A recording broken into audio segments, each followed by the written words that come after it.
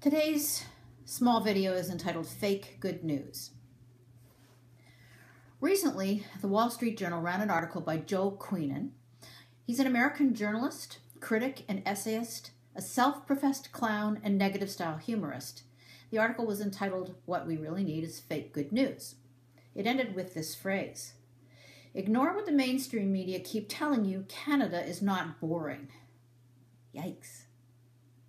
What intrigued me about this article was the tongue-in-cheek claim that if the real news, read mainstream media, is becoming depressing because it's always bad, maybe we should start launching fake news sites to cheer people up.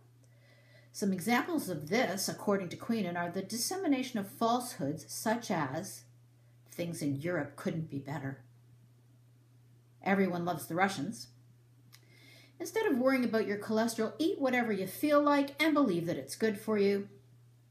How about this one? Sports results could be whatever you want them to be. The Dow always closes with the number you want. And yep, Canada is not boring. Which, if we look at the intended flip side to the fake news, we have the real news. The fact that Canada is indeed a boring country, according to Queenan. Now, once your feeling of indignation has subsided, maybe it's worth a bit of self-examination here. Are we boring? We're certainly thought of as polite. Our politicians are definitely boring.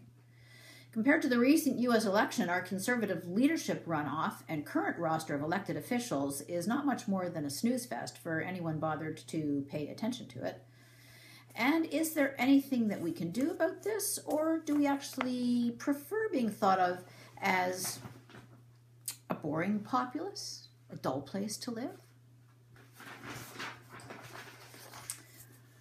I suspect that there's a wave of quiet rebellion brewing up here in the Great White North, and that with the election of the Donald to the south, it's only a matter of time until some of that pushback to the tried and true establishment, same as usual MO, is felt up here in boring country.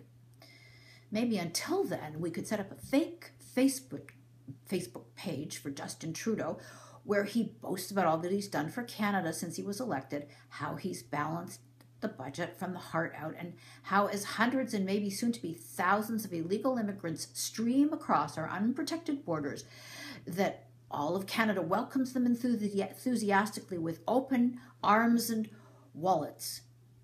And let's not forget to mention the adoration that all of us polite and boring Canadians have for Fidel Castro's Cuba and his decades of kind fatherly rule. And hey, he could post selfies to his heart's content, making our country look anything but boring. After all, if fake news is well-intentioned, it'll make us all feel good about ourselves. And we can almost believe that we are all rainbows and unicorns, and that every day is a sunny day, and that in wintertime it never snows.